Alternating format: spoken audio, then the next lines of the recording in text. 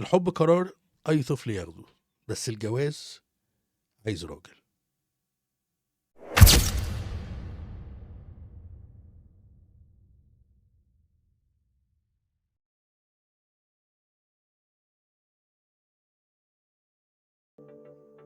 ازيك يا حسام، عامل النهارده؟ كله تمام الحمد لله، بدأ الصوت يرجع والعلاج بدأ يجيب نتيجة و كويس. هنستحمل الكحة بقى، هنستحمل الحاجات الخفيفة دي. الحمد لله على احنا السلامة يا استحملنا هوس. منك حاجات كتير، مش هنستحمل الكحة. يلا كله عند ربنا. احنا النهارده عامل يا ايه يا جماعة فتحي؟ معانا منورنا ايوه النهارده. فتحي. ايه يا فتحي يا جماعة شباب عاملين صاحبنا ايه؟ اولا. ثانيا حد في الكومنتس اللي عجبته موضوع الحلقة اللي فاتت وعنده ستوري حلوة كده يحكيها لنا. فالمايك النهارده مش مع ايمانوفا ولا معايا، المايك النهارده مع فتحي. بس مين اللي هيسأل فتحي؟ اتفضل يا فندم. عامل ايه يا فتحي؟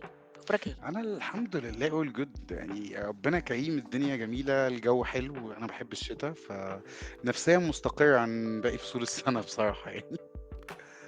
الشتاء حلو. انت الشتاء جميل، انا محب بحب ريحة الشتاء؟ الشتاء، بحب ريحة الشتاء يعني اكتر من الشتاء نفسه. آه. بيبقى فيه سنت كده من المية مع التراب اللي في الشارع لما بينشف. تراب، ايوه لا ايوه. لا هي لا في بيبقى فيه سنت كده، هو مش تراب، هو مش حاجة هتخليكي تنفري او تخلّيكِ تعطسي أو أيًا كان، لأ، بس هي ريحة كده بتبقى لطيفة. دي ده الشتا بالنسبة لي. بس فلأ، أنا في قمة سعادتي الفترة دي مع كوفياتي مهم. اللطيفة. بس اوكي.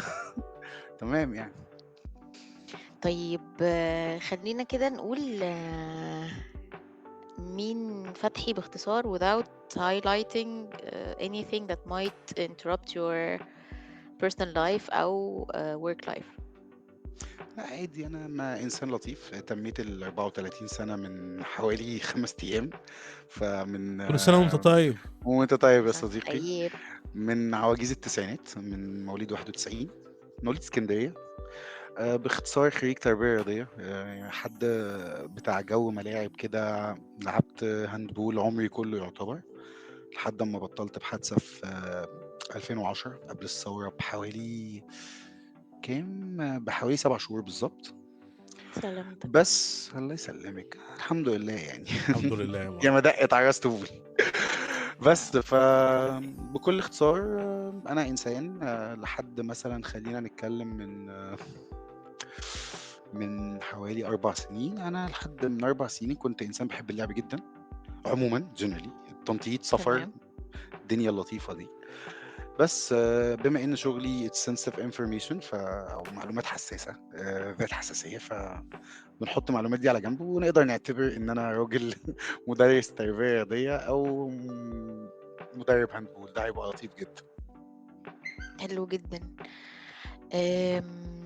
خليني أسألك على طول كده في الموضوع اللي كان شد انتباهك الحلقة اللي فاتت. انت كان التعليق بتاعك انا ما كنتش بشوف من الحب غير فراشاته لحد ما قابلت اللي خلتني احب المسؤولية واحب اي حاجة صعبة لمجرد انها هتوصلني ليها في الاخر. خلينا نبني بقى من الحتة دي. انت طبعا عارفة ان انت متجوز. ربنا يا رب يحفظ لك المدام. و وexpecting baby إن شاء الله في خلال الشهر ده expecting بإذن الله. baby. يوصل أمر بالسلامة الله. ان شاء الله. حبيبي يا حُس، ربنا حبيبي. يحفظهم لك الاتنين، الوالدة والمولود. إن شاء الله. قول لي بقى، احنا تعرفنا ازاي على المدام اللي غيرت من فتحي؟ انا عايزة بس اقول حاجة عن فتحي يا جماعة. احنا طبعا outside of the podcast احنا كلنا احنا عارفين بعض واحنا اصدقاء وكده وزملاء. فتحي كان شخص تاني خالص. I can witness for this. شخص متهور. بيقول الكلام كده. احنا بنقول الكلام كده ومش مهم. بعد الجواز بفترة حلوة يعني. أنا 7 واحدة من شهور بالضبط. الناس. أيوة. أنا حاسبهم. لا بس انت قبل 7 شهور انت كنت واحدة كده بتهدى كان شوية في وبقيت transformation كده غريبة، أنا ما كنتش، لأ أقول لِك على اه حاجة، أنا مش مستريّح لها. كنت باقول هو إيه اللي بيحصل يعني. يعني يمكن لأ، لأ بجد ده خلق مشاكل عندي في البيت. يعني هي اوكي. مشاكل اول سنه بين اي اتنين متجوزين. بس انا طبعا كنت طبعا. لا كنت لازم اعترف ان انا اجريسيف في رد فعلي، يعني مثلا اللي هو انا مخنوق. طب طب اهو. طب مش عارف ايه. ما هو طب ايوه. اهو ده ما كانش مشكله في الانسانه اللي معايا، هو طب اهو كان ده مشكله في دماغي. اللي هو انت ايه اللي بيحصل لك يا ابني؟ يا ابني هو في ايه؟ هو في طب انسان ليه تاني كده؟ بيدخل، بالظبط هو في انسان تاني بيدخل كده في زي ما بيقولوا في المسلسل بتاع Stranger Things in the Upside Down Place. في انسان تاني بيجي بيتيك اوفر وانت بتختفي، يعني او مش انت، الانسان القديم اللي كان بيحب يس. السفر والتنطيط ونروح ونيجي بدأ يهدى. طب احنا هنعمل كذا، طب استني نفكر نشوف هنعمل ايه، طب هنروح فين، طب هنيجي منين. بس القصة، بداية القصة كانت مضحكة، يعني كانت مضحكة بشكل مش طبيعي. اوكي. هو انا يعني شفتها في مناسبة ما، تمام، مم. مع تحفظي على مناسبة، هي مناسبة تخص أخويا، فخلصت إلى اوكي. وجه الله. فخلينا نتكلم في حاجة أبسط. أنا عجبتني الإنسانة دي لما جه الفيديو بتاع الفرح، أو بتاع الخطوبة بمعنى صح، مم. حبيت أتفرج شوية عليه لسبب ما في نفس يعقوب، يعني اللي هو أنا يعقوب. اوكي. عايز أشوف الإنسانة دي عاملة إزاي، يعني هل أنا كنت مخبوط مم. في دماغي وهي لطيفة وحلوة وجميلة وكده ومش عارف إيه، ولا هي أصلا شكلها حلو وأنا ما بعرف أنقي، وإنسان إنسان طبيعي يعني. يعني مم. انسان كان مثلا let's say لحد 2020 كان انسان عكاك جدا، ويلا بينا وهنعمل وهنسوي وهنروح وهنيجي واصحابي دول وصحابي. فاللي هو طب تعالى بقى نشوف دي شكلها عامل ازاي.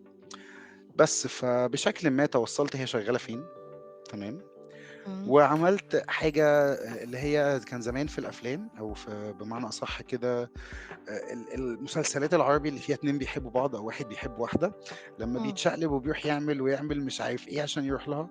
هو انا حرفيا رحت قدمت في المدرسه اللي هي شغاله فيها. اوكي. وانا راجل مش انجلش تيتشر خالص، بس انا اشتغلت فتره كوميونيكيشن تيتشر. ففي منهج من مناهج الانجليزي اسمه كونكت ده زي كده كريكولم لطيف، يعني شويه ساينتفك على ماثيماتيكال، حاجه لطيفه كده بتخلي الاولاد يتعلموا بشكل مم. فن شويه. زي هلو فانا على ايامنا مثلا. زي هلو على زي ايامنا، الله هلو. يا ينور عليك.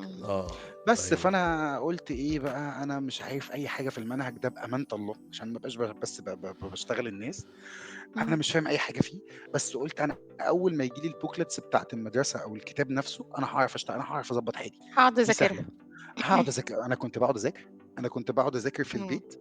أنا هاشتغل إزاي في الclass وهاعمل activities إيه، وهاشتغل بوسائل تعليمية زي ما أصدقائي مدرسين العربي في السن الصغير بيقولوا، وسائل تعليمية إيه اللي هاشتغل بيها، competitions أو منافسات إيه اللي هتحصل في الفصل. فأنا كنت عمّال أطوّر من نفسي، أطوّر من نفسي، أطوّر من نفسي في إيه، في فترة أنا مش عارف أنا مم. هافتح كلام معاها إزاي. اللي هو أنا مم. اتقبلت، بس طب انا أنا انا هاروح. انا عايزه ابقى حد كده، زي ما بنقول كده ايه، وجه مألوف. اللي هو احنا اهو مش عارفين يمكن. اصلا هي مرتبطه ولا لا كمان يعني. دي بس كانت قصة احنا حزينة. بس احنا اتخطفنا في الخطف حصل يعني. هو أنت مش مستوعب إن أنا رايح على، أنت مش فاهم حاجة.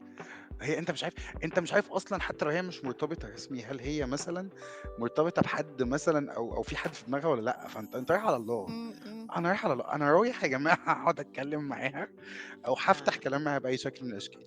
طيب أول يوم في المدرسة الدنيا لطيفة أهو يا جماعة، محمد زميلكم جديد، الراجل كان PE teacher وشغال دلوقتي على الcurriculum بتاع connect.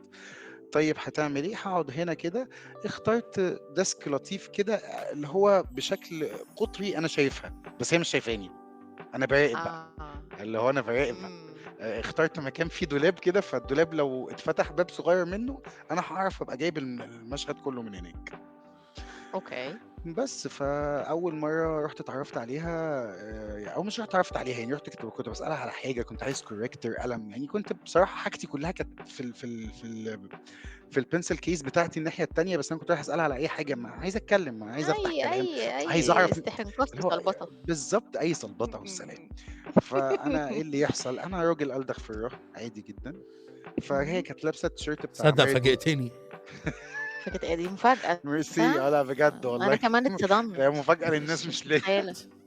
بس فهي كانت لابسة التيشيرت بتاع مايد وشوشني، فأنا لقيت سكة أدخل أتكلم بيها. الله إيه ده، شركة المرعبين الله، جميلة المحدودة إيه قوي. مش عارف إيه. فهي اها. مرة واحدة بقى حبت انا كنت قابله، انا كنت قابله قسما بالله، آه. كنت قابله اخرق بيتكلم معاها. هي بتقول لي الافيه بتاع المخوفاتي الشاطر بيتعرف منين، فانا بقول لها من سنانه، أيوه. وفتحت بقي كاني بعمل اعلان لسجن 2. يا جماعه انا ستاف الانجليش اخدني مسخره لمده 3 ايام بسبب الموضوع ده. كويس انا راسي على 3 ايام. لا ما هو 3 ايام لان انا خلاص ما بقتش اقعد معاها. اللي هو خلاص أنا هاقطع علاقتي اختفيت لحد لا اختفيت بالدنيا دي كلها. بالظبط، اختفيت لحد اخر اسبوع، ورجعت الاسبوع الجديد قاعد عادي في مكاني. لا الموضوع صعب. بس فهي بقى سابت كل ده، وسابت مع اعلان سيجنال 2 اللي انا كنت عامله، وتنمرت على ان انا الدغفره. والله ارحم من أوكي. سيجنال 2. اه فانا بقيت واقف اللي هو طب تمام، طب انا اقول لها ايه دي؟ بس ده فعملت بس أنا عايزة أقول لك على حاجة، هو أي حد بيحب مارد وشوشني وشركة المرعبين المحدودة وده ما يتخافش منه. هو بالظبط. ما هي دي بقى القصه، ان انا اصلا في حد كده، يعني يمكن هي مثلا هتتفاجئ اما تيجي تسمع الكلام ده. في حد إمم. حذرني منها ان هي انسانه، هي إمم. مش بتاعت الكلام ده. ايه يا جماعه، هو انا ما عملتش حاجه، انا اتكلمت عادي. وان ذا سيم تايم، إمم. يعني هو في نفس الفتره دي انا كنت بتعامل مع الزملاء عادي، سواء ستات إمم. متزوجات او إمم. انسات لطاف اصغر مني في السن. انا اكبر منهم بحوالي 10 سنين او 9 سنين، فانا بحس ان لو انا اخوكم الكبير بتعامل من بعيد برضو. طب إمم. انتوا ناقصكم حاجه؟ ايه الدنيا؟ بس هي كان ليها معامله سبيشال اكتر.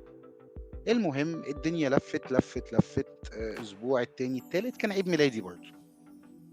تمام. كان بالظبط، كان الكلام ده 7/12 2021. تمام.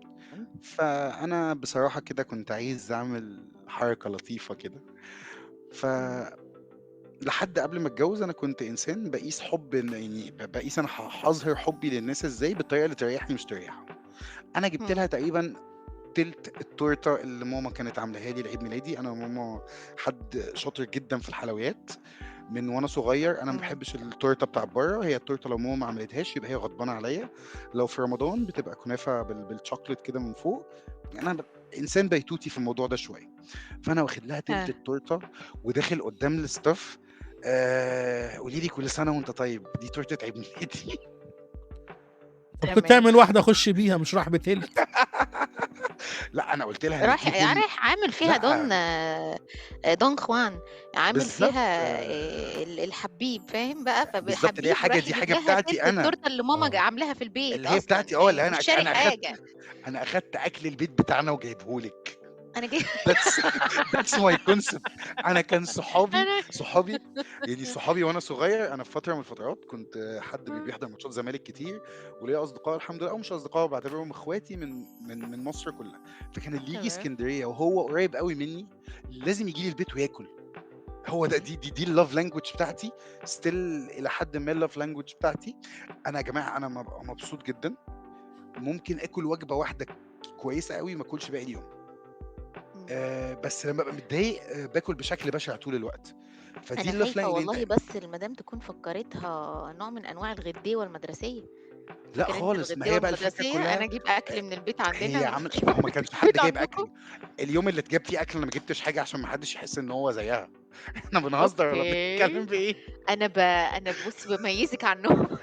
بالظبط كده، بالتورته بتاعت ماما. محدش يعني، المهم مش اي حد ياكل اكل امي. لا المهم يومها كمان يعني في somehow مرسال كده قال لي هو ايه ده؟ فلا دي التورته بتاعت عيد ميلادي وانا جايبها لها هي. يعني انا مش جايبها لحد تاني مم. عشان ياكل ويضرب وكده. مم. طيب فايه الكلام؟ الدنيا تمام. حسيت ان الموضوع فيه سنة استلطاف، ان هي she wasn't او زي ما بنقول كده ما كانتش aggressive. She حد was not مش aggressive. لا مش اجريسيف. ما كانتش حد رود او قليل الذوق او لا انا مش عايزه، لا اوكي. شكرا. ما هو دي قله، ما دي برضو مش قله ذوق على قد ما هي برضو اللي هي بتقفل الموضوع، اللي هو مم. امشي بقى روح شوف اكل عيشك يا ريس، مم. شوف مم. هتعيش مم. فين. بس فخلصنا القصة دي. طبعا انا الموضوع بالنسبة لي هو ده ريليشن شيب زيها زي الريليشن شيبس بتاعت الجامعة، زي الريليشن شيبس اللي داخلة بعديها. بس البنت دي مم. في حاجة هي اللي سحبني، يعني في زي مغناطيس كده. انا اللي هو There's ايوه something special. انا وراكي. كانت بتروح مثلا تسحب لا حاجة اكتر من سبيشال، لان انا بقول لك والله الموضوع كان صعب جدا. هي كانت بتاخد سجادة الصلاة بتاعتها وتروح تصلي. انا كنت مم. بروح اقعد مع الاولاد في الكلاسز اللي جنب المسجد تخلص حاجة. كنت طفل، انا كنت طفل بمشي وراه في المدرسة ايوه. حرفيا. ايوه. والموضوع كان أو مرعب ليس الحب بالنسبة لي من أنا. النظرة الأولى إحساس طفولة؟ لأ، هو الفكرة كلّها بقى ما هي دي ما هو موضوع اللي جننّي من وقتها، يعني يمكن فكرة الchange نفسها أو تغيير الشخصية نفسها كان من وقتها لسببٍ ما. أنا ما كنتش باجري ورا حد، هي كانت trial كده، يا إمّا زي ما بيقولوا أخواتنا اللبنانيين علقت ما علقت خلاص. ما علقت خلاص. بالضبط، فأنا المرّة دي لأ، أنا باجري وبابقى لطيف، وأنا إمم، كإنسان وقتها كنت صليت اللسان، لأ باتكلّم بصوت واطي، مش صوت واطي يعني صوت لطيف، بنعمل، هنسوي، ضحكنا، إمم، هزرنا. أنا كإنسان في المدارس بالذات ما باحبش يبقى ليّا اختلاط بالhead بتاعتي كتير، يبقى إمم. موضوع بيننا شغل شوية كده عشان يبقى كنت هي كانت قريّبة أوي من الhead، فأنا بقيت قريّب جدًا من الhead. اللي هو إحنا شوفي بنمِنجل في شوفي نفس شوفي أنتِ الدوائر الاجتماعية. شوفي أنتِ هتعملي إيه وأنا معاكِ، أنا جنبِك في نفس، بُصّي، أنتِ أيوه، تعرفي إحنا Miss عمّالين X، نلِف في نفس أنتِ الدوائر أيوه، أنتِ الاجتماعية. تعرفي Miss X هتبقى حبيبتي وأختي الكبيرة وبنعمل وبنهزر وبنضحك، شوفي أنتِ آخرِك إمم، فين، أنا معاكِ. لحد يومًا ما ألا وهو يوم ال24 من ديسمبر، تمام. أنا كان هي اتأخرت تقريبًا أو ما جاتش المدرسة. إمم، في الفترة دي بقى من أول ديسمبر أو من إمم، أول فترة الكيك لحد اليوم ده، هو إحنا إمم. كنا كل يوم بنتكلم. يعني بنتكلم إزاي؟ بنتكلم على الماسنجر، على الفيسبوك، عملت لها add زي الشاطر وكنت مستني بقى، عارفة اللي هو إيه، أنتِ مستنية نتيجة الثانوية العامة، أنا آه. مستني. لأ، هي وكل يوم هي تبُص هي في أكيد الnotifications قسمًا قبلت، بالله لأ ما قبلتش، كل يوم إيه، قبلت، كل لأ ما 3 قبلتش. ساعات، كل 3 ساعات، باقول لك أنا حضرتك كل بارفرش 3 كل ساعات. شوية. بالضبط كده، هو بارفرش أشوف إيه، إيه، آه. إيه، لحد أمّا وصلنا اللي هي لأ خلاص قبلت واتكلمنا، وكانت رايحة حفلة حماية في الأكاديمية مع قرايبها وزمايلهم في الأكاديمية. فأنا آه. كإنسان برضه باحب أجِس نبض، إمم، تمام. قرايبِك دول اللي هم ولاد وبنات خالتِك، أنتِ فاهمة بقى أنتِ إمم، إمم.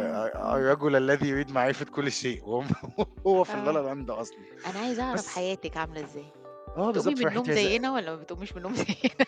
لأ، ده أنا هاحكي لِك حاجة cheesy أوي على هتقومي من النوم ده، بس مش دلوقتي، أمّا نوصل لها بالضبط. أوكي. المهم وصلنا يوم 24، أنا يعني دبّست حد وسيط ما بيننا، إن إمم، هو لو سمحتِ بعد إذنِك، بارك الله فيكِ، الله يرضى عليكِ، أنا إمم، عايز أقابلها برّه، عايز أقعد أتكلم معاها. إمم، هي حد قِفل أوي، فأنا عايز أقعد مع الإنسانة إمم. القِفل دي. ما هو هي أس دي الحتّة أنا بتاعة هي مش بتاعة الكلام ده اللي اتقالت في الأول. إمم، بالضبط، أنا عايز أسألها سؤال بقى، يعني أنا عايز أسألها سؤال، أنتِ في حد والّا ما فيش حد؟ إمم.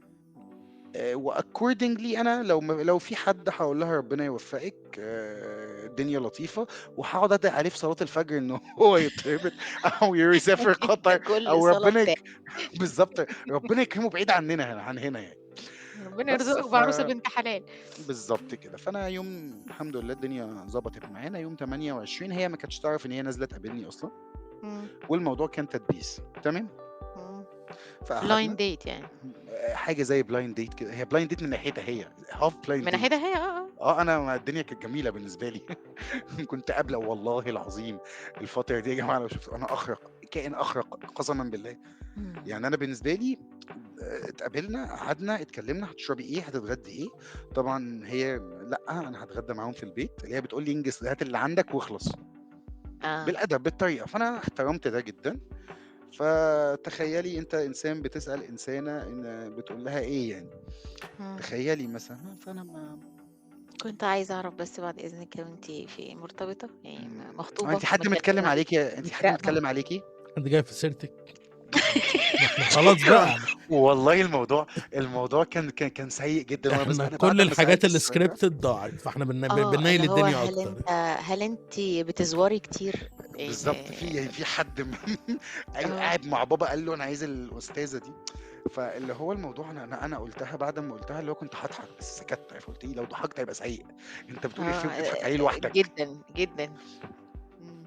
أنا تمام، أعرف ناس قالوا إفيه وضحكوا عليه لوحدهم، يعني بعيدًا عن حاجات كده، في ناس كده هاشتاج ناس مقصودة، هاشتاج مقصودة. قاعدين معانا برضه يعني قالوا سلامتك إفيه يا حسام يا كده حبيبي.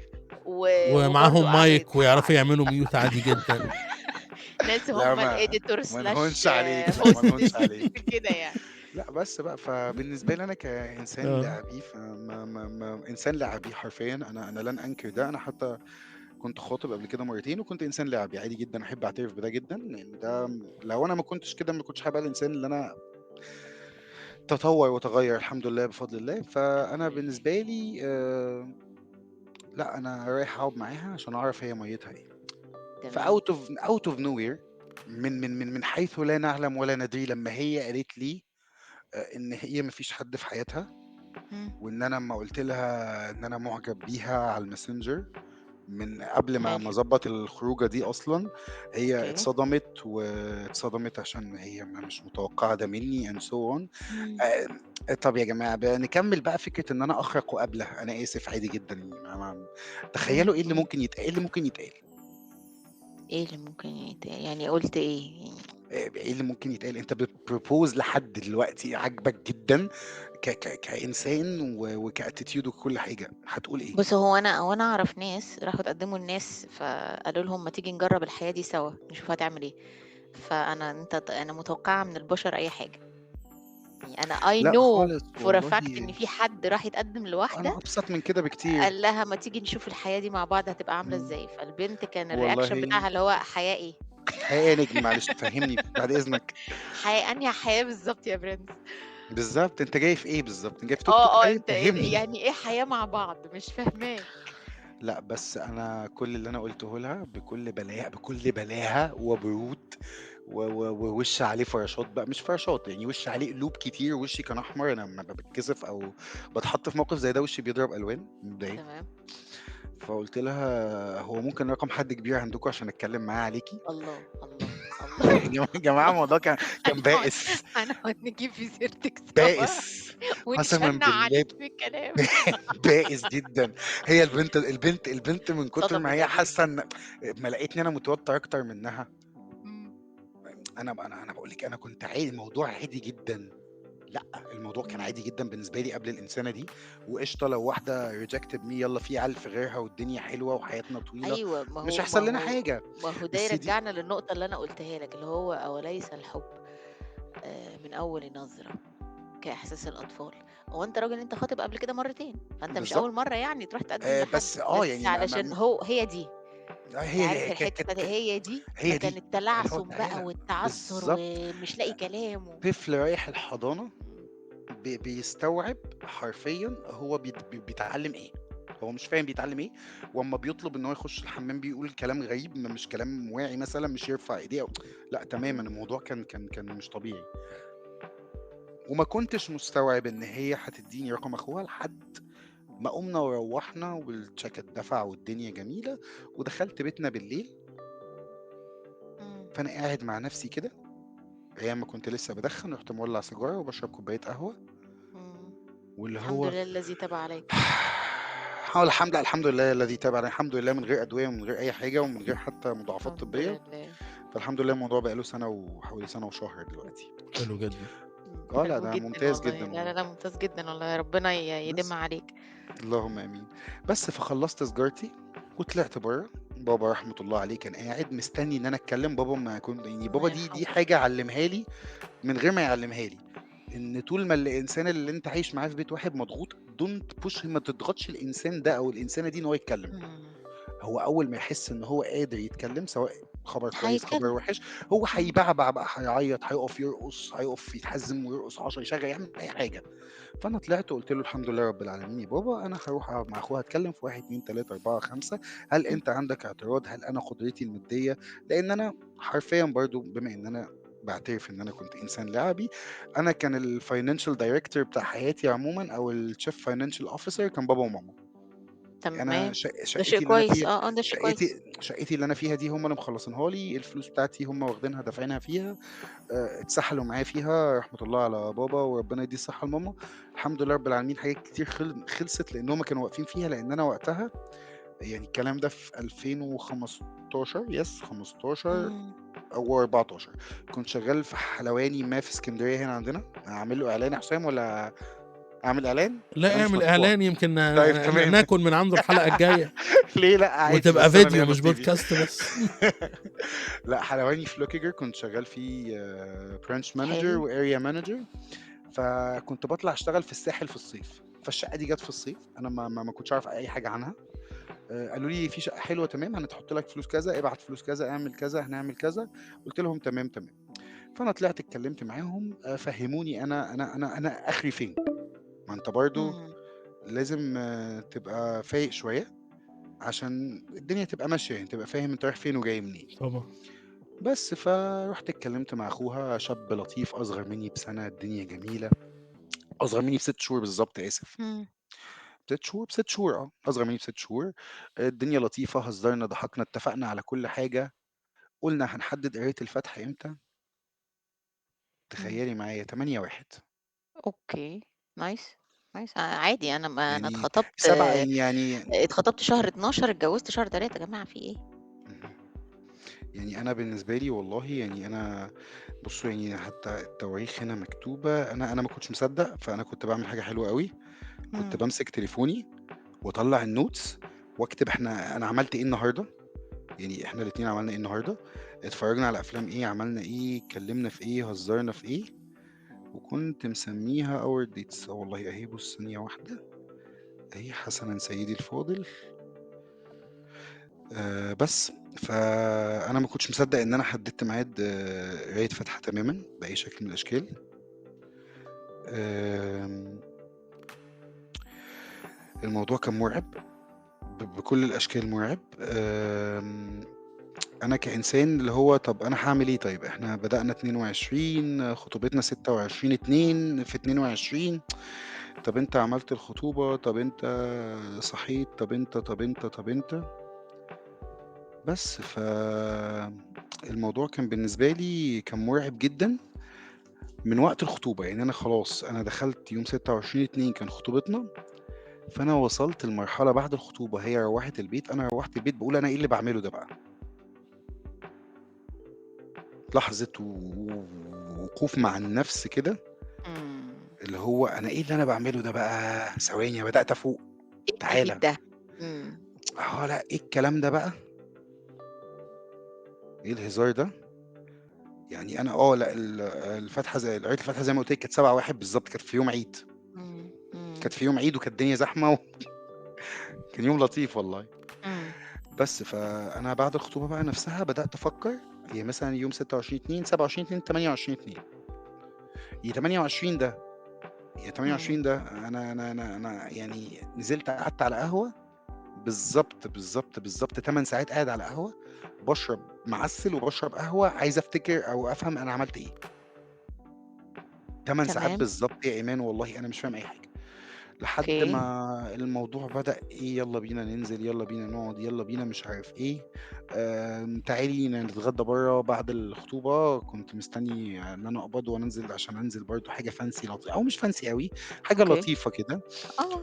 فاللي هو إيه، الفترة الجميلة بتاعة أول الخطوبة دي، اللي هي أنا معايا فلوس شغّال وإنسان، خلّي بالِك، ده هانغنغِك أكيد. بعد الجواز. الأحلام بس الجميلة، يعني الأحلام الجميلة دي والطش الحلو. بالضبط. إحنا الاتنين بنخايش بعد الجواز، اللي هو طب تمام هنقضّيها بأكل امبارح حضرتك، ما فيش أكل من برّه. أيوه، أيوه، أيوه. والله باسمع الجملة دي كتير والله، كنتش باحب أكل البيت بس بقيت باموت فيه دلوقتي، بقى عشقي. بس والله روّحت البيت قُلت له: "بابا أنت شايف اللي أنا باعمله صح؟" إمم. قال لي: "أنت ليه جاي بتسأل دلوقتي؟"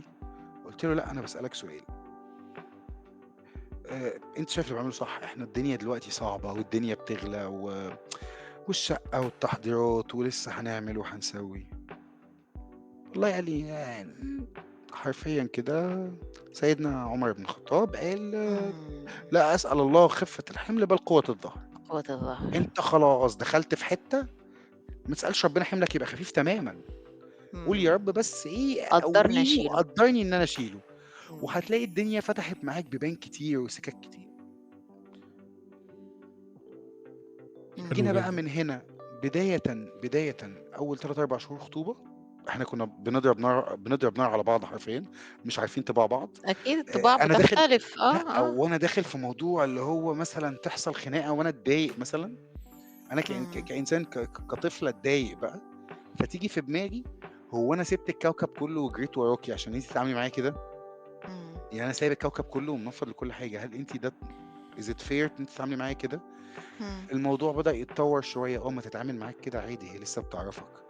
بعد كده شوية هي بنوتة فليها برضه عذرها. بعد كده الموضوع بقى أوتوماتيك، اللي هي أنت صح غلط أنت هتقول لها ما تزعيش مني، طيب خاطرها والدنيا تبقى حلوة. بدأت أشوف إنسان تاني اللي هو لأ تعالَ هنا، أنت مين يا ابني؟ أنت مين؟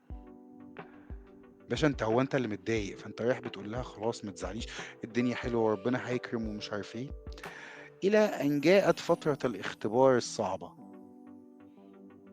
مايو إمم. 25 مايو آسف 22 إلى 30/7/22.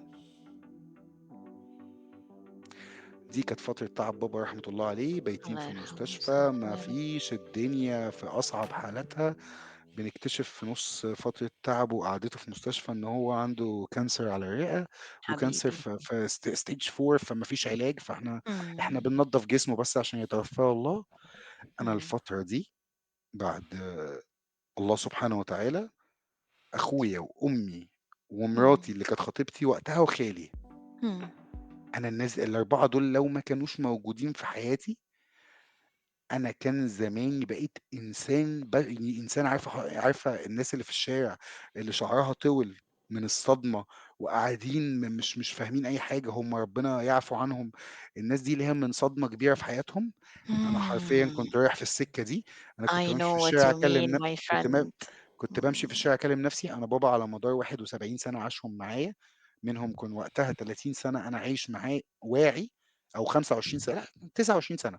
إمم. أو 28 سَنة واعي لأبويا رحمة الله عليه، أبويا رحمة الله. ما أخدش حبّاية دوا، وما شاء الله مُدخِّن وكان رياضي وبيلعب منتخب مصر كرة قدم خُماسي، وقادر إمم. يُقف على رجليه والدنيا جميلة وشايل البيت ما شاء الله، ما شاء الله عليه، رحمة الله عليه يعني. الله يرحمه يا رب. فأنا لمّا يُقع كده مرّة واحدة دي صدمة، إمم. إلى طبعًا. أن جاءت اللحظة الحاسمة اللي ربنا طمّني فيها على أبويا. كنا قاعدين في يومٍ ما في المستشفى، فكان بيقول لي: "في حد ورا جناحاته طويلة." ومش عارف إيه، فأنا بدأت أفهم، بدأت أجمّع. لمّا رُحت حكيت لها، قالت لي: "عايز تعيّط عيّط."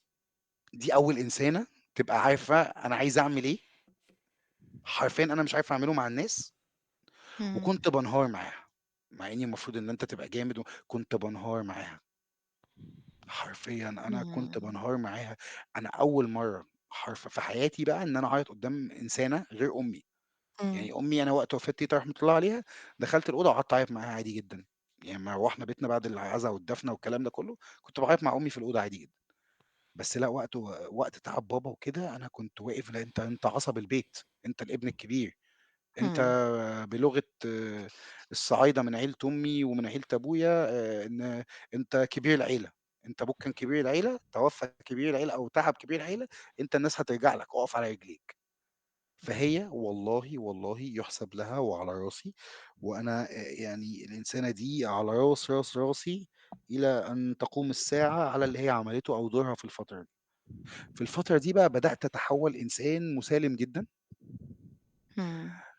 اللي أنا هو أنا آسفة لمقاطعة كلامك يا فتحي، بس إحنا كنا بنتكلم قبل كده في الموضوع ده، إن ربنا بيبعت لك الرزق على أشكال متعددة، وأوسع بالنسبة لي أنا كإيمان يعني، أوسع أنواع الرزق أن يبعث الله لك إنسان لتستند عليه، يعني رزقك في بني آدم.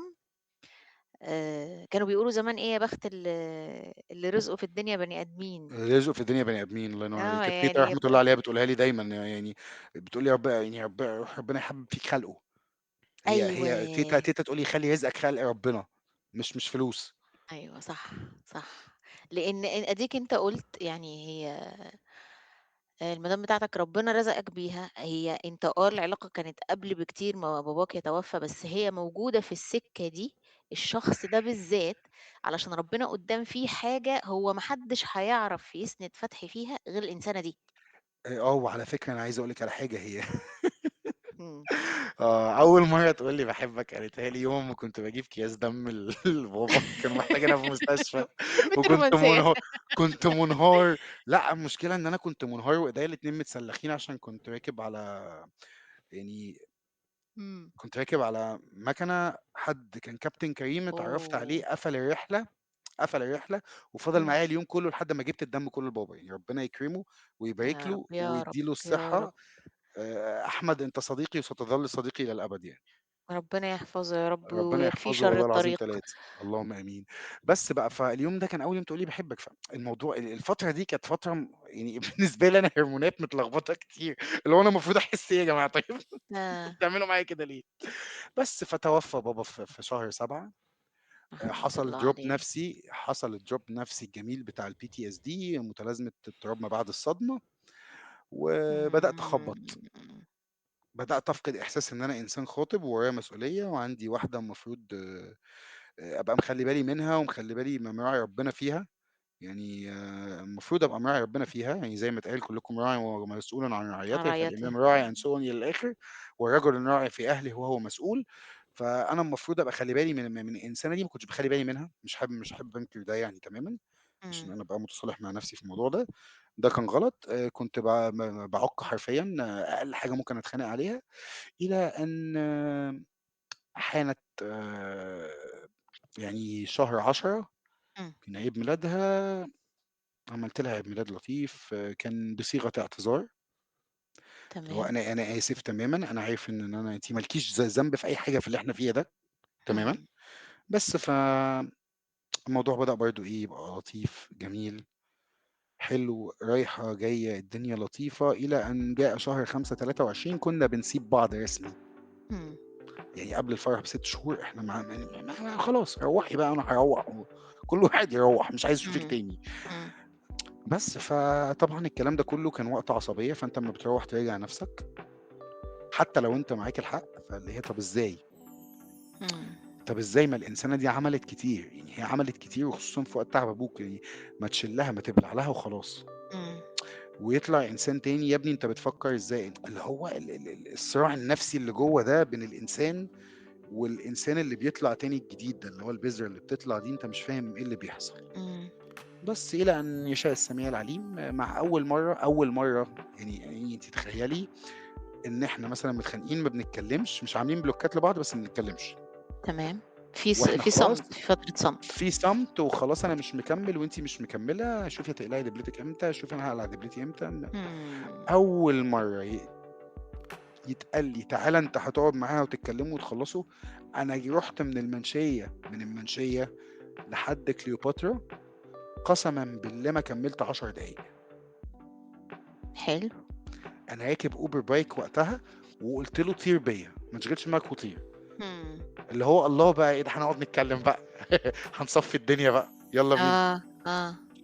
فقعدنا واتكلمنا وصفّينا الدنيا والدنيا تمام. قالت لي طبعًا بقى كعادة الستات الجميلة بقى، مم. يعني أنا شُفت الكلام ده مع ماما برضه، تمام. أنتم عندكم داء سوسة كده شوية، اللي هو إيه، إحنا اللي عندنا هو الsixth sense ده عادي. اللي هو أنا مش عايزاك تكلم فلانة وتكلم عِلّانة، اللي هو ما باكلمهمش أصلًا، موجودين عندي زيّهم زي عيلتهم. إمم. بس فكان في شخص ما في حياتي يعني، إمم. فحد بيتعامل بعشم شوية عشان إحنا متربيين مع بعض ونعرف بعض. المهم كان Which is في something that no one which is would some like. which is something which is anyone in something his يعني أي logically. حد بعقله الكامل ما لأ بيقبلش مش حاجة زي كده. بُصّي هاقول لِك على حاجة، أي حد بدينه الكامل بلاش عقله، أيوه بدينه عقله الكامل هو مش الكامل، ما هيقبل. هو حتى أنا عقلك ما أنا هاقول الكامل ده لِك، حتى هيوجّهك أنا إن الصح كذا، الدين بيقول كذا. ما أنا فاهم، بس حتى أنا مش هاقبلها، يعني أنا كموقف ده إمم. أنت تقبل إن أنت يتعامل معاك كده، مش يتعامل معايا من الناحية التانية، إن ده يحصل لأ طبعًا. فأنا كإنسان إمم. تجاهلت ال الcomment اللي كان الcomment على السوشيال ميديا ده، فمين لم يتجاهله؟ هي. عزيزتي، حبيبتي، محبوبتي، دخلت عملت إيه؟ كعادة أي ست مصرية أصيلة، إمم. لأ هو تمام زي الفل مش متضايق ومش تعبان أنا زي الفل. وعريضة طويلة كده، فأنا بقيت اللي هو قاعد باضحك، هي بتبُص لي بتقول لي: "أنت متضايق؟" قُلت لها: "لأ، يعني ما فيش حد متضايق هيضحك، يعني ما فيش حد متضايق وأنا باضحك من الكوميديا اللي هو الكوميديا اللي بتحصل في الموضوع كلّه." اللي هو تمام يا جماعة، تمام. تقولي لي أبلّكها، هابلّكها والله العظيم. يعني إمم. خدي التليفون. يعني أنا كان عندي مبدأ، أي حد من حياتي السابقة أنتِ متضايقة منه اعملي له بلوك، إمم.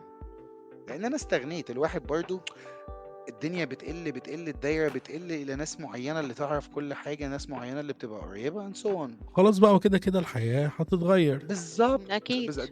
بالضبط. ده أنا حياتي مؤخرًا ما فيهاش غير أنتم الاتنين وصديقي العبقري الفنان كاتب الكوميكس صديقنا محمد شاهين.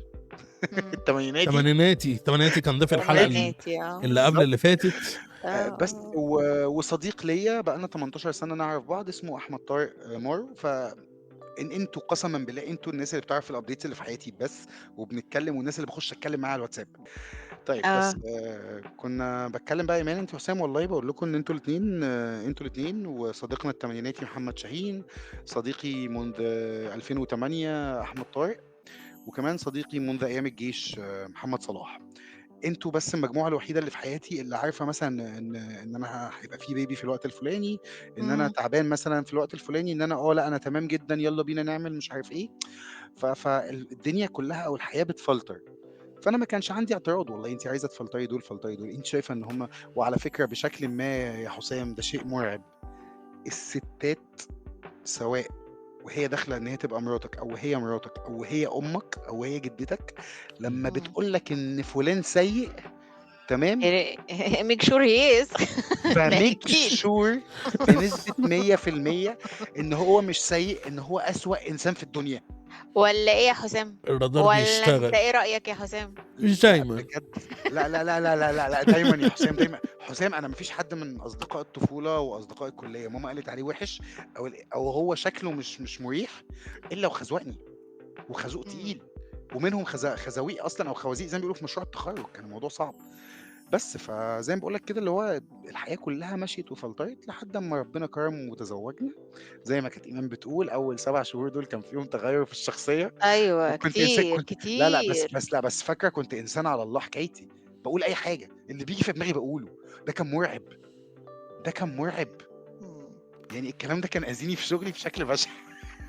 بص، هو وانا عايزه اصحح حته، ايه اكيد قولي. علشان المقوله دي انا والله مش على حاجه، بس فعلا انا الكلمه بتاعت على الله حكايتي، على الله حكايتي دي معناها ان انت شخص خارق. انت من كانت اموره، يعني امورنا كلنا في يد الله سبحانه وتعالى، بس اللي مم. عنده يقين ده اللي احنا بنقول ده الراجل ده على الله حكايته، لا فده انسان مم. خارق اكيد. ده اكيد انسان خارق. لا في ناس انا اصلك فاهمك. بتقولها لا لا لا مش السخريه، بنية لا بالتقييد. احنا لا لا ما. مش بالنقيض. م- لا لا لا لا ايوه. انا بقول انا. لا انا ما انا بقول لك انا كان لا كان فعلا على الله حكايتي. انا كان بيطلع من بقي حاجات ما تخلينيش اكمل في اي حاجه. اه لا جواز ولا شغل ولا حاجه، بس اه ربنا كان اه ستر. اه اه ربنا كان ساترها اللي هو ايه. طب احنا هنظبط هنا، طب هنظبط هنا. لحد ما حصل اشكاليه كبيره كده، كان زي ما قلت في الاول كعاده اي الزواج في العالم كله، الناس بتتعود على طباع بعض في بيت واحد.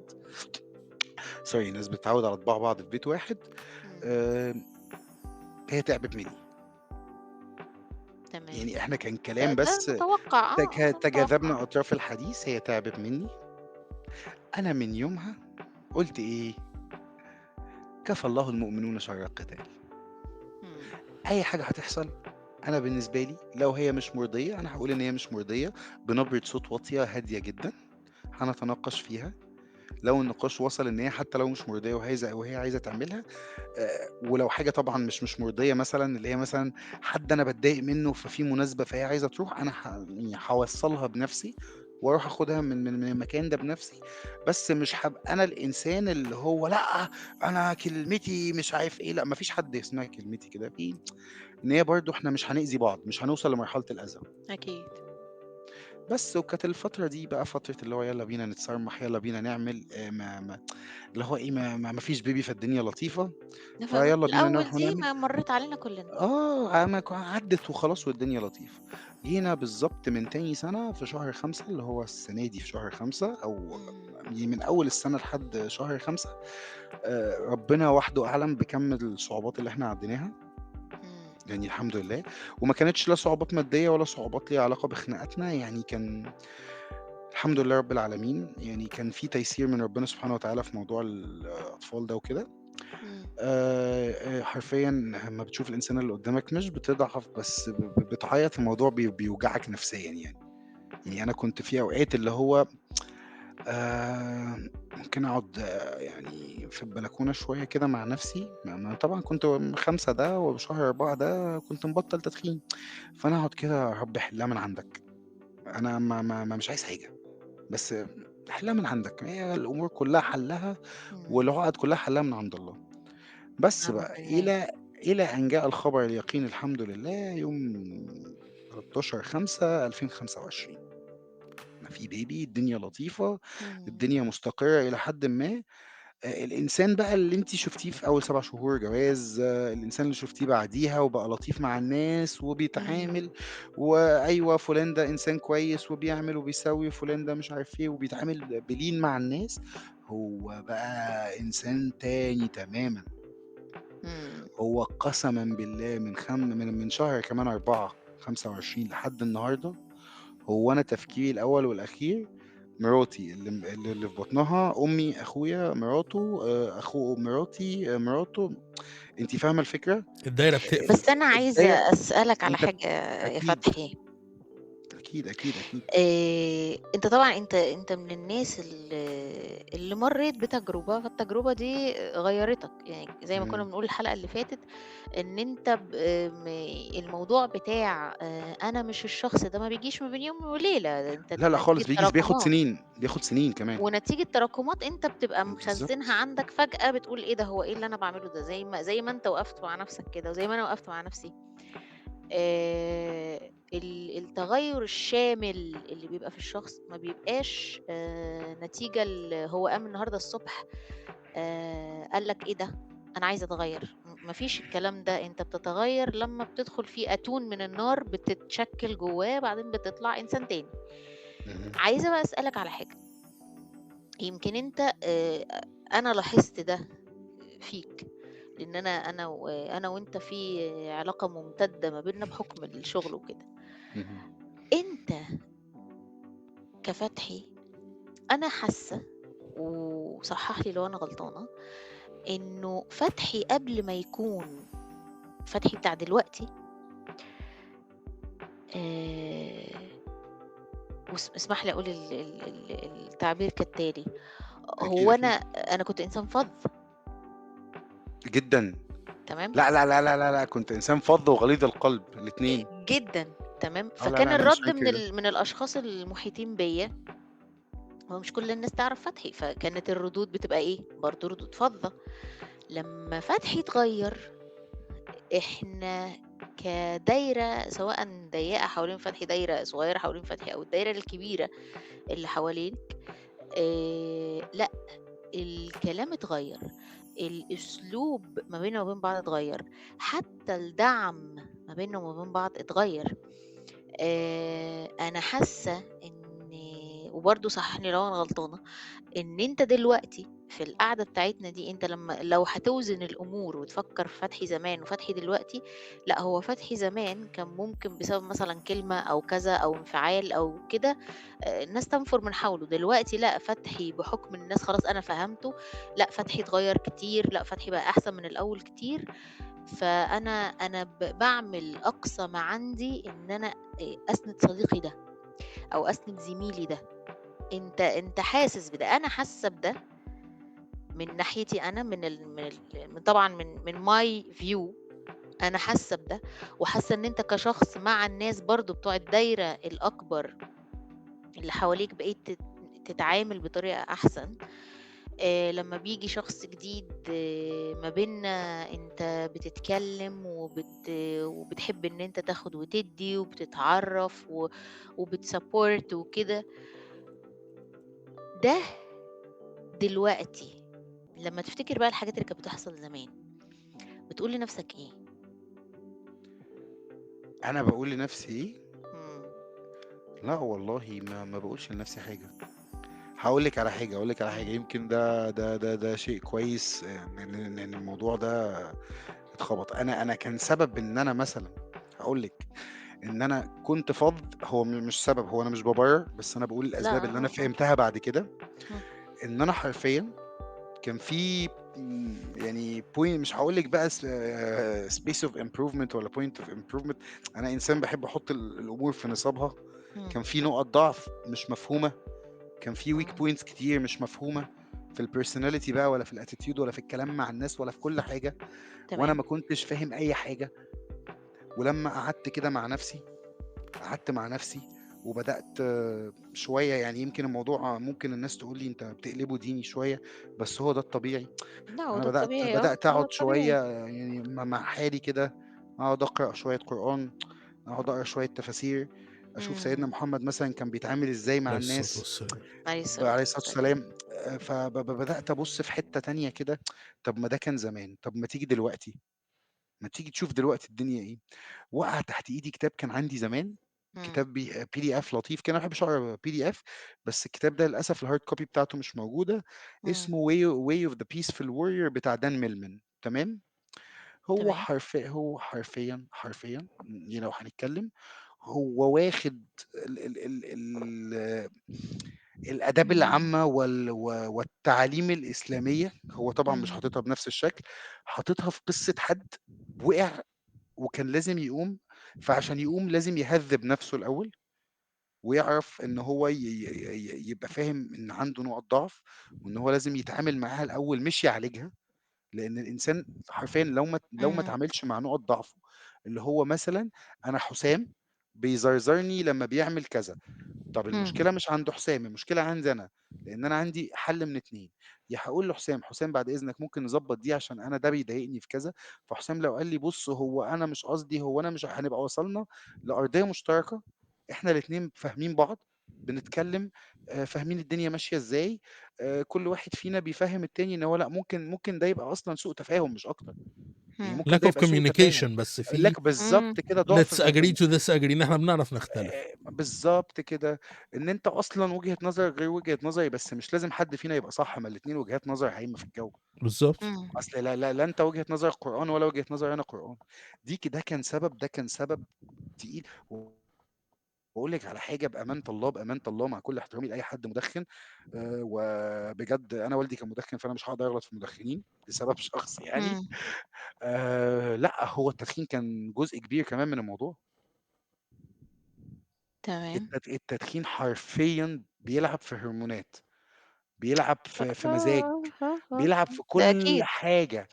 أنت بتوصل لمرحلة يعني أنا أقول لِك على حاجة، let's say مثلًا أنا شدّيت معاكِ، سواء في شغل أو إمم. في discussion عادية، بنتكلم عادي زي ما شدّينا قبل كده وإحنا بنتكلم في موضوع فلسطين، الدنيا مشيت إزاي، بدأت إزاي، أنتِ عارفة عشان أتخلّص من كل العصبية والزرزرة عملت إيه، طلعت إمم. شربت سيجارة فرجعت متعصب أكتر، شكرًا. كان ممكن إن إحنا طَب أنتِ وجهة نظرِك إيه، طَب أنا وجهة نظري إيه، دايمًا فكرة إن أنت تفتح conversation أو تفتح محادثة مش هاقول لِك لطيفة، مش لازم تبقى لطيفة، محادثة مع حد عشان تبقى فاهم الدنيا رايحة فين وجاية كلام منين. رايح جاي، بالضبط، نفهم بعض. بالضبط، هو في الأول وفي الآخر هو كلام عشان الناس تفهم بعض عمومًا. فأنا بالنسبة لي لأ، أنا مش هانكر، أنا زمان أنا كان عندي نقط ضعف كتير، سواء في التواصل مع الناس، سواء في إن أنا أعبّر عن نفسي، ممكن كنت باختار مصطلحات فظة شوية زي ما أنتِ قُلتِ. إمم. بس، فأنا بالنسبة لي الموضوع ده اتغيّر ليه، عشان أنا ما بقيتش لوحدي. نمرة 2 مش ما بقيتش لوحدي، بقيت أنا زي ما بيقولوا كده مسؤول عن كيان كده لطيف، فأنا طريقة تعاملي مع الناس دي هتحكم إزاي الناس دي تتعامل مع الكيان ده، أو مع العيلة اللي أنا موجود فيها دي أو البيت اللي أنا فيه، ودايمًا باحسبها من حتّة تانية كده. بابا رحمة الله عليه لو هو كان بنفس شخصيتي أنا مثلًا في أول الجواز أو قبل الجواز، أنا ما كانش حد هييجي لي مثلًا يعزّي في بابا، ما كانش هييجي حد يقول لي أنت محتاج حاجة والّا لأ، مش ماديًا بس اللي هو نفسيًا أنت تمام، أنت كويس and so on. إمم. فهي الفكرة كلّها أنت بتجبر الناس تعامل أهل بيتك أو تعاملك أنت بشكلٍ ما، سواء أنت موجود أو مش موجود، لإن أنا برضه خلّيني أتكلّم بصراحة ومنطقيًا يعني، هو أنا مش هاعيش طول العمر للناس اللي موجودة دي، سواء زوجتي أو سواء ابني إن شاء الله اللي جاي في الطريق، ربنا يوصّلهم بالسلامة يا رب ويقومهم بالسلامة. آمين يا رب. يا آآ رب، اللهم آمين. أنا كإنسان أنا مش هاعيش لهم عمري كلّه، فأنا عايز أسيب حتّة كده إن الإنسان لأ والله ده ابن فلان، فلان ده ما شُفناش منّه حاجة وِحشة وكان بيتعامل كويس، ده كُنّا بنشوفه بينزل معانا مش عارف في إيه، فاللي هو لأ ده ابنه، فأكيد ابنه هيبقى محافظ على كذا. فأنا الموضوع بالنسبة لي اللي هي الpoint of view أو الPOV بتاعتي اختلفت من إن أنا بابُص عن نَفْسي أنا بس، أنا كأنا my ego لأ، أنا ما ينفعش حد يقول لي كده، أنا ما ينفعش حد يكلّمني كده. إلى إن إنسان لأ عادي الناس تكلمني كده عادي وآخد الكلام ويالّا بينا وناخد وندّي وندiscuss ونتكلم. ما عجبنيش كلام الناس، لأ أنا مش عاجبني كذا خلّي بالك ده كذا بيضايق، لأ ده أنا أسلوبي خلاص تمام. إمم. ما هو أسلوبك هيبقى لنفسك برضه مش ليّا، لإن أنا كنت مكانك وباقول ده أسلوبي وكان لنفسي أنا مش لحد تاني. هي إمم. بالضبط. دي الفكرة. يعني أنا دلوقتي بقيت باتعامل مع الناس لمّا حد بيقول لي ده أسلوبي، باشا هو أسلوبك ده خلّي بالك أنا جاي من هناك، أنا كنت هناك والدنيا ضلمة أوي، والله الدنيا كانت ضلمة أوي، أنت مش فاهم الدنيا تمام. ضلمة إزاي. أنت كنت باقعد لوحدي في الضلمة دي، بس دلوقتي قاعدين كلنا مشغّلين اللي هو البتاع القديمة الأباليك القديمة دي وقاعدين مبسوطين وبنشرب قهوة أهو. آمم، يمكن أنا واحدة من الناس يا فتحي اللي فاهمة أنت بتقول إيه. أنت بتبقى قاعد في نفق مظلم، وفجأة تلاقي حد منوّر في نور كده ظاهر في آخر النفق. خافت شوية بس نور. فأنت بتفضل ماشي لغاية ما توصل له. بتتعثّر شوية في الأول. بتُقع وتُقف وتتعوّر وكده لحد ما توصل للنور ده الناحية التانية من النفق. أنت بتوصل للناحية التانية دي شخص تاني تمامًا. آآ مش أنت والله أنا شخص باقعد مختلف. دلوقتي طَب أنا أقول لِك على حاجة يمكن حسام هيتفاجئ منها. إمم. أنا حتى أنا كراجل زملكاوي حسام عارف إن أنا ما كنتش بافوّت ماتش حتى على القهوة في البيت أو أي حاجة. إمم. دلوقتي عادي في ماتشات بتتفوّت عادي جدًا. لمّا باقعد مثلًا ما بيبقاش في اللي هو كَم العصبية بتاع زمان، اللي هو قشطة تمام يا جماعة رياضة، كورة، كبّروا دماغكم. إمم. هناك في الحياة ما يستحق تلك العصبية وذلك الروقان يعني الروقان اللي أنت فيه ده أو الروقان اللي هتبقى فيه ده في حاجات تانية تستحقه عمومًا. هو أنا ما باقولش لأ أنا مش باتفرّج، لأ أنا باتفرّج وفي أوقات باتضايق وأوقات مش عارف بس مش زي الأول، مش زي مثلًا من سَنة، مش زي من سنتين، مش زي من 3 سنين، مش زي من 10 سنين. إمم. يعني أنتِ فاهماني يا مان؟ وده يعني أنا بالنسبة لي دلوقتي مثلًا أنا هاقعد أتفرّج على مسلسل لطيف جدًا حتى لو أنا مش عايزه، أو لو أنا مش أنا اللي مرشّحه، بس قشطة هي باتفرّج على مسلسل، هي قاعدة جنبي بتتفرّج، هي مبسوطة، الدنيا تمام. يعني أنا مش واحد بتاع دراما، أنا واحد بتاع أفلام رعب. سلسلة مسلسل فيلم سجين التركي ده كان بالنسبة أعوذ لي ده بالله كان من بالنسبة لي الشيطان نقنقة. الرجيم. بالضبط، شُفتِ أنتِ قُلتِ، ده ما كان بالنسبة لي باحبهمش نقنقة. خالص. والله ده نقنقة، نقنقة واللي بيقعد معايا مثلًا كان أخويا ربنا يدّيه الصحة يا رب. كان بيقعد يا رب. يتفرّج معايا أيام بيت العيلة القديم في فليمنج. كان يقعد يتفرّج معايا ويقول لي إيه: أنت بتستحمل ده إزاي؟ باقول له: "يا ابني دي كلّها قصص حقيقية." فبعد جزء أو 2 ما بقاش يتفرّج. الموضوع كلّه لأ أنا حتى اهتماماتي بالأفلام اللي هي مش لازم أتفرّج على كذا، لو في وقت فراغ كده مثلًا وأنا لوحدي، فأنا هاتفرّج على كذا. إنّما لو ما فيش خلاص مش مهم، مش لازم، إمم. مش ده اللي هيعمل أزمة. بس، ففكرة إن أنت أصلًا تتصالح مع الأشياء دي ممتازة، دي في حد ذاتها والله العظيم بتخلق كَم راحة نفسية مش طبيعية.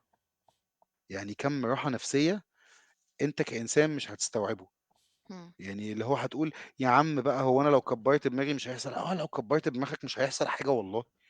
والله في حاجات لو أنت تغاضيت عنها بس مش أساسيات.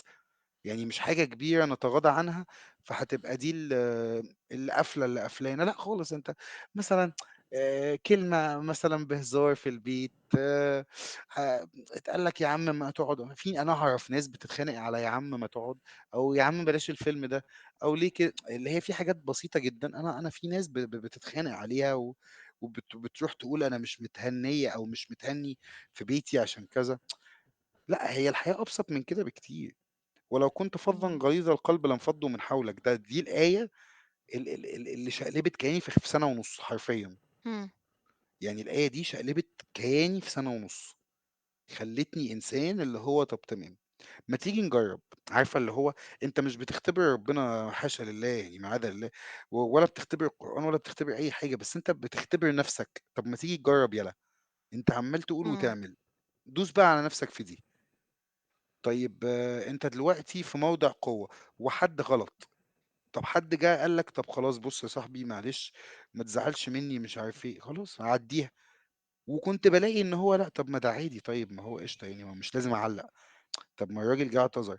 زي في موقف حصل من يومين معايا في الشغل مثلًا أنا كنت شايط وهاعمل وهاسوي. إنسانٍ ما جه قال لي: "يا ريس بُص ما طب أنا مش قصدي، أنا ما تزعلش." والله العظيم قال إمم. لي: "ما تزعلش الدنيا مشيت." والله، والله العظيم، والله وربنا شاهد عليَّ، قال لي: "ما تزعلش." يعني أنا رُحت قعدت في الشغل والمفروض هو هييجي بقى يتكلم، بس أنت ليه عملت كده ومش عملت كده؟ الراجل دخل عليَّ دخلة جميلة أوي، قال لي: "أنا بُص أنا آسف، ما تزعلش." مش عارف إيه. قُلت له: "خلاص ولا يهمك، عدّى وفات، قدّر الله وما شاء فعل خلاص." إمم. فالفكرة كلّها هي على مدار سنين كتير أوي، أنا اتخبطت خبطات وحشة أوي، فبقى عندي self defense mechanism. ده حاضر، ده موجود. فَظ بقى غليظ القلب ما كانش فايق لي كتير، بس أدركت إن هو ممكن يبقى موجود بشكلٍ ما، إن هو بشكل لطيف، هادي، جميل، وفي نفس الوقت برضه هيعرف اللي هو إيه، هتعرف الدنيا تتسيستم وتمشي كويس. بس فأنا بالنسبة لي لأ، أنا سعيد جدًا بالشخصية اللي أنا وصلت لها دلوقتي، كإنسان مواظب على الصلاة الحمد لله الحمد لله رب الحمد العالمين. لله، الحمد لله. إنسان الحمد لله رب العالمين. مبطّل تدخين، ومبطّل تدخين مش بعد زَن مثلًا أو هي مثلًا كزوجتي لأ ما تدخّنش، لأ ما تعملش، لأ أنا إمم. مبطّل تدخين حرفيًا عن اقتناع إن هو لأ أنا مش عايز مثلًا ربنا يكرمني بطفل وأبقى باقصّر في عمري إن أنا يحصل لي زي ما حصل مع والدي. يعني أنا بابا رحمة الله عليه، أنا كنت أتمنى أيام زي اللي أنا فيها دي يبقى موجود معايا. أنا مش عارف أول طفل ده باعمل طبعًا. فيه إيه ولا باعمل معاه إيه، أنت بابا لأ أنت حضرتني أنا وأنا طفل، قُل لي أعمل إيه، قُل لي ربنا يدّيها الصحة طبعًا ماما وحماتي موجودين بارك الله يا فيهم رب. يعني. يا رب. بس أنا كإنسان لأ طبعًا أنا خلّيني أتكلّم بصراحة في عِز فرحتي وعنفوان فرحتي، أنا منتقص وجود أبويا طبعًا، طبعًا، طبعًا. أكيد، طبعًا شيء أكيد. مؤذي نفسيًا بشكل بشع مش طبيعي. ده تقريبًا لمّا إحنا ال3 عندنا ده we have this in common، آه. يعني إن إحنا ال3. الحمد لله، بُص الحمد لله رب العالمين، هو ده ابتلاء من ربنا للصبر مش أكتر والله. وأمّا بييجي آه. مع الأب بالذات الموضوع بيبقى يعني مش ملموم، الموضوع مؤذي شوية، فده بيبقى ابتلاء من إمم. ربنا والله للصبر بالذات يا حسام والله، فالحمد لله يعني، الحمد الحمد لله يمكن رب لله. إحنا العالمين. ال3 فعلًا زي ما قال حسام، إحنا ال3 إحنا أمهاتنا ربنا يحفظهم يا رب ويديهم ربنا الصحة يخلّيهم يا رب، والعافية اللهم بأمر آمين. الله موجودين، ولكن إحنا على كِبَر كده وإحنا علاقاتنا برضه بأبهاتنا إحنا ال3 برضه إحنا الكبار. بالضبط، فإحنا فاللي هو علاقاتنا بأبهاتنا كانت دي مختلفة عن أي حد طبعًا. أيوه، اللي هو آه. أنت اللي على الحجر وأنت اللي دايمًا بيحصل حوارات ومشاكل في البيت، ويتقال لك تعالَ عايزك في حاجة بيني وبينك أو بيني وبينِك، بيبقى في حتّة كده اللي هي أنت برضه بُصّي الإنسان برضه نَفْسه أمّار الحتّة اللي أنت مميز فيها، اللي هو تعالَ يا حُسحُس عايزك في كلمة. تعالي إمم. يا إيمان تعالي أقول لِك كلمتين، تعالَ يا واد يا حمادة نقعد نتكلم على سيجارة وكوباية شاي. يعني أنا مثلًا كانت قمة سعادتي أقول لِك على حاجة، أنا كانت قمة سعادتي مش نجاحي في شغلي، عارفة إمتى؟ إمتى؟ قمة سعادتي لمّا بابا رحمة الله عليه كان يقول لي إيه، حُط استراحة بتاعتك ده والّا break بتقولوا إيه، وتعالَ إمم. اطلع اقعد معايا اعمل لنا كوبايتين قهوة يا جزمة ونقعد نشرب سيجارتين ونتكلم شوية. دي كانت قمة سعادتي، إيه ده بابا صاحي أيوه. في شغلي بالليل وفاكر إن أنا عندي break أو راحة دلوقتي وعايز يقضّيها مركّز، معايا. إيه ده بابا مركّز معايا كده، بالضبط. مهتم أوي كده. اللي هو وييجي يقول لي: "أنت ما نمتش كويس النهارده، طب لو ممكن تاخد إجازة ونام وأنا بالليل هننزل مع بعض أنا وأنت نجيب حاجات للبيت." كان الموضوع برضه فيه حتّة اللي هو إيه، إمم. يا حاج أنت مش عارف إيه. بس فالحمد لله رب العالمين، الحمد لله ربنا يجعلنا آباء وأمهات صالحين زي آبائنا يا بالضبط. رب، يا آمين رب، يا رب. يعني اللهم آمين، ربنا اللهم يدّينا آمين. النزعة دي عشان النزعة دي هي اللي مخلّيانا بني آدمين محترمين والله. ونقدر نقول إن الشخص المدام بقى هي إمم. السبب في إن يعني طلّعت النسخة دي من فتحي اللي هو نَفْسه مخضوض منها. بالضبط. باقول لك يا حسام أنا كنت باقعد حرفيًا لحد من قريب، هو مين اللي بيقعد جوّه ويتكلّم ده؟ أو هو مين اللي مثلًا بيحصل موقفٍ ما، سواء إحنا عايشين برضه مع ناس وجيران ومش عارف إيه، يحصل موقفٍ ما ممكن إمم. يلمّوا بهزار وضحك ويخلّي الدنيا تتهندل بهزار وضحك بعد ما كان لأ ده أنا هادغدغ، ما أنت ممكن تدغدغ وتكسّر وأنت بتهزر وتضحك عادي، يعني أنت ممكن بالضبط، تقول من لإنسان تحت إن هو غلطان لتحت وأنت كده. بتهزر وتضحك، بس بالضبط، بقى في أيوه. ومش perspective شرط مختلف، بقى في perspective مختلف تمامًا، تحس أنت إن شايف إن مداركك وسعت. الله ينوّر لأن إحنا كبني عليك. آدمين، إحنا البني آدم اجتماعي بطبعه وبيتأثّر بالبيئة وبيتأثّر بالناس، بدليل بالضبط. إن كان في تجارب اجتماعية كتيرة جدًا عن أطفال تاهت وسط الحيوانات، خدت أسلوبهم ومشيتهم وطريقتهم. بالظبط بالظبط ده التجارب حقيقي. اللي حصلت بره، في بيحطوا طفل في وسط مجموعة من الحيوانات أيا كان، وكان منها القرود، فأخد نفس السلوك الاجتماعي بتاعهم عموما. بالظبط. والقعده دي بصراحه يعني انا كحسام وافتكر انا متاكد ان ايمان تشاركني ده، هي القعده دي مش عايزه تخلص. هي ناقصها فعلا بقى ان احنا كلنا نرجع للتدخين. بس لا لا يا لا ولد، لا لا لا بس لا احنا لا في لا لا. لا، انا مش الترانزيشن، بدخن الحمد لله. احنا في ترانزيشن ما بين الفراشات والمسؤوليه. فاحنا لو هنختم القعده اللي ان شاء الله مش هتبقى اخر مره دي، في اخر الكلام ده احنا بنوصل لان الحب بيفضل جميل وبيفضل بسيط وبيفضل حاجه كلنا نستحقها، بس الجواز محتاج حد فاهم هو داخل على ايه، ودي الوقفه اللي انت مش وقفتها مع نفسك. انت اكيد من بالظبط غير الوقفه دي اكيد. كنت زمانك كان زمانك بتخبط لحد دلوقتي. بالظبط. وعايز اقول لك على حاجه، بس انا بس حاجه اخيره اختم بيها الموضوع. هو الجواز مبني على حب طبعا، بس اكيد هل قائم على حب؟ هل المين بيلر في الجواز الحب؟ لا تماما. طبعا لا. دي صدمه ممكن ايمان تعترض عليها، ممكن ناس كتير تعترض عليها انا من معاك اي حد بصراحه فيها. هيسمعنا. ولو لا، هو لو انت مفيش تفاهم واحترام، والاحترام ده مش في البيت، الاحترام ده قدام الناس. انتوا ممكن تبقوا انتوا الاثنين اطفال في البيت بتجروا ورا بعض وبيلو فايتس والدنيا بايظه.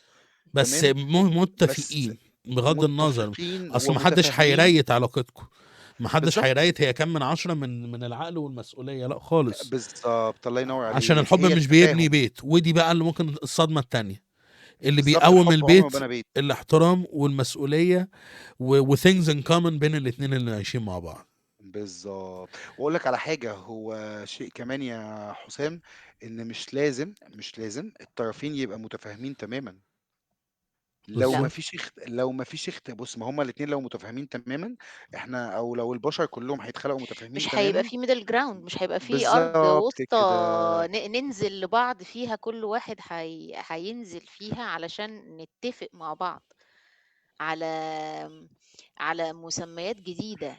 أنا عايز واحد، أنت عايز اتنين، لا احنا هننزل في الوسط كده ونلاقي واحد ونص ما بيني أنا وأنت. بالظبط. بالظبط. وف... وغير كده بص يا حسام، هي مم. ربنا سبحانه وتعالى قال لك ايه؟ قال لك يا ايها الناس انا خلقناكم من ذكر وانثى وجعلناكم شعوبا وقبائل لتعارفوا، لتعارفوا. ان اكرمكم عند الله واتقاكم ان الله عليم خبير. صدق الله العظيم. صدق هو الله قال ايه؟ العظيم. ربنا سبحانه وتعالى قال لك ايه؟ قال لك لتعارفوا. ما قالش عشان تبقوا لتشابهوا، ما قالش عشان تبقوا نسخ من بعض، لا، لتعارفوا عشان تتعرفوا على بعض. ومفيش حضراتكم حتميه بتبقوا فاهمين. للنتيجه، مش التعارف ده اللي هو يلا بينا. بالظبط بالعكس، التعارف ده بالظبط ممكن يورينا ان احنا حتى لو ما كملناش ده يبقى منتهى الرحمه لينا احنا الاتنين، وان احنا نبقى في بالظبط. حاجه غلط. الله فده ينور اللي عليك. هيحصل، التعارف، مش ان احنا الله يبقى ينور. حد تيبيكال. ولو الله ينور عايزين عليك. يعني، ولو هنختم ده يعني في اخر الكلام، الحب بيفضل جميل وبيفضل بسيط ويفضل كل حاجه كلنا نستحقها، بس الجواز محتاج حد فاهم هو داخل على ايه، حد اختار بعقله قبل قلبه، حد قرر يكون راجل او ست بمعنى الكلمه، مش مجرد طفل بيدور على احساس يكمل فراغه. لو وصلت لمرحله انك تبني بيت، افتكر ان البيت ما يقومش على حب بس، لكن بيقوم على احترام ومسؤوليه وشخصيتين جاهزين يشيلوا بعض ويغيروا في بعض ويتغيروا عشان بعض. حب براحتك، بس لما تيجي تتجوز اتاكد انك جاهز، مش بس بتحس. يا وحب جماعه. لوحدك بالله عليك من بعيد لبعيد. تروحش تربط بنات الناس معاك، وما تروحيش تربطي ولاد الناس معاك يا حبيبة قلبي. عشان زي ما قلنا برضو قبل كده يا حسام، آه القلوب بيد الله يقلبها كيف ما يشاء. فيعني ما تزعلش حد في قلبه أبدا، علشان القلوب المتعلقة بالله سبحانه وتعالى زعلها بيبقى وحش، وربنا بيرد مظالمها بسرعة. فانتي لو داخلة الموضوع جد من البداية، احنا مش هنجرب، احنا ما فيش حاجة اسمها احنا هنجرب في مشاعر وقلوب وحياة الناس. انتي من البداية لو الموضوع مش جد، ومش ناوية تبني بيت، ومش ناوية، ولاقية إن ما فيش قبول، ولاقية إن ما فيش حتى أرض وسطى هنتلاقى فيها إحنا الاتنين، لأ، اقفلي الباب من أوله. وأنت برضه كشاب أو كراجل، لو أنت رايح لواحدة بنية إن أنت هتلعب والكلام ده، صدّقني نهاية الناس اللي كده ما بتبقاش كويسة. ولو رايح لواحدة إن أنا عايز أشوف البني آدمة دي هل إحنا نقدر نتعايش مع بعض ونبني بيت سوا. لو لاقي إن الموضوع من الأول مش هيناسبك، لأ في حاجات فجة أوي أنا مش هاقدر إن أنا أتقبّلها، لإن في الطباع زي ما جداتنا كانوا بيقولوا الطبع يطلع مع طلوع الروح. لو أنت لاقي بالظبط. إن الطبع ده مش هيتأقلم معاك أو مش هاقدر إن أنا أنزل له في أرض وسطى، من أولها مع السلامة يا بنت الناس أنتِ كويسة وأنا كويس، ولكن النصيب هو اللي بيحكم في الآخر، وان دي التفاهم كلّها أقدار. بالظبط، والتفاهم والتلاقي ده انه يبقى في النور. أيوه، الله ينوّر عليك، التفاهم في النور والاختلاف في النور أحسن من إن إحنا نفضل خادعين بعض. بالظبط. بالضبط. شكرا. ايوه. وأخيرًا في الموضوع ده برضه يا حسام عشان إيه، أنا حابب أختم بحاجة صغنّنة كده، زي ما قال يلا سيدنا بينا. محمد عليه الصلاة عليه والسلام: الصلاة والسلام. "من تزوّج أحرز نصف دينه فليتق الله في النصف الآخر." عليه الصلاة والكلام هنا والسلام. صلى على الله على مين؟ محمد. صلى الله عليه وسلم. والكلام هنا على مين؟ على الاتنين، بس الأهم على الراجل. زي ما أنت عايز تتجوّز، زي ما أنت عايز تتمم نُص دينك، اتقي ربنا في النُص التاني. بالظبط. وهنا بنبقى خلصنا مرحلة الترانزيشن من الفراشات للمسؤولية، وهتعرف ان دي حمل او لا من الشخص اللي معاك. كل ما الشخص اللي معاك كان صح، كل ما انت مش هتشوف اي حاجة تقيلة، بمجرد ان الوجهة الاخيرة بتاعتك اخر محطة في المحطات الكتير بتاعت التجهيز واللي ان انتوا تبقوا مع بعض. وشكرا انكم سمعتونا، وشكرا انكم دايما تدونا من وقتكم، وشكرا على الدعم اللي احنا شفناه في الكام حلقة اللي فاتوا. وان شاء الله دي مجرد بداية. قلت قبل كده وهقول تاني، اي حد عنده حاجة، فتحي صاحبنا مش وسطة خالص، هو حد كتب كومنت خلاص يلا بينا هنكمل على موضوع الحلقة اللي فاتت بالموضوع بتاعه كتجربة عملية. ودي حاجة ممكن نعملها، ان هي تبقى حلقة ثيم معين والحلقة التانية تجربة عملية من الكومنتات. لايك، سبسكرايب، جرس اشعاراتك، تنزل على الديسكريبشن هتلاقي لينكات، هتفولو على كله، وهنشوفكم الحلقة الجاية. سلام. بإذن الله، سلام. سلام يا شباب.